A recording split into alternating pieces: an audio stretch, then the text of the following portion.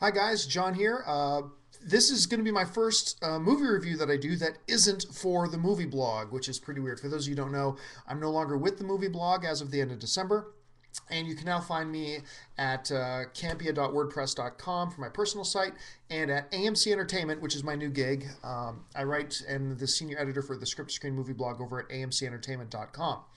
Now, with that being said and out of the way, I want to talk about the new movie Sherlock Holmes that I finally got out to see. Now, I had some pretty high expectations and hopes for Sherlock Holmes. Number one, because Robert Downey Jr. is in it, and I just think he's a phenomenal performer. I've always thought that, long before Iron Man. I've always thought he was a great performer who unfortunately fucked up a good period of his life because of his self-inflicted problems with drugs and substance abuse and things like that.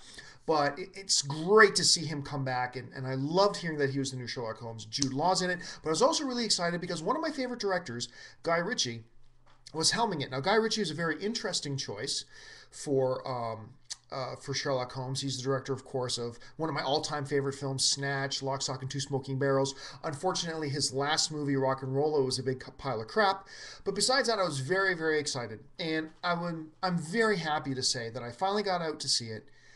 And this is a damn fun movie. First of all, a lot of people were very nervous, and understandably so, about modernizing Sherlock Holmes too much and deviating too much from who Sherlock Holmes as a character is. Because in the trailers, you see he's something of a badass. You see him kicking people's asses and stuff like that.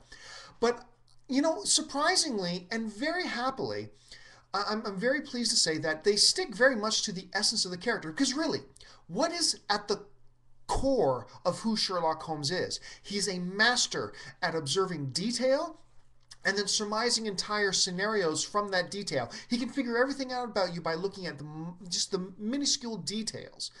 And they bring that into this film. As a matter of fact, even all his ability to kick people's asses is brought down to his skills of observation. Because I'm not going to give anything away here, but in his fight scenes, you see him first planning out in his head.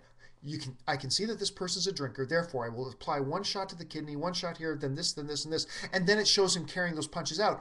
So yeah, he's a badass in the film, but they find a great way to connect that into the essence and the core of who he is as a character. Jude Law is really great as Watson. The best thing about this film to me is that Guy Ritchie was able to recapture what he does best, and that is quick, witty dialogue banter. And he lost it in Rock and Rolla, or just didn't find it for that film for whatever reason. But he found a way to bring that into Sherlock Holmes without making you feel like it was 2005 England.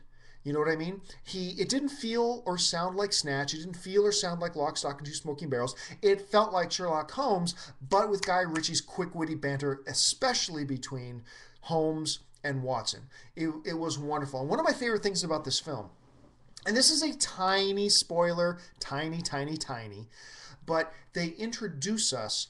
Professor Moriarty, who is, of course, Sherlock Holmes's greatest and most famous nemesis, is not the villain in this film, but they introduce us to Moriarty in the film and set up the next film beautifully. Really, really well done.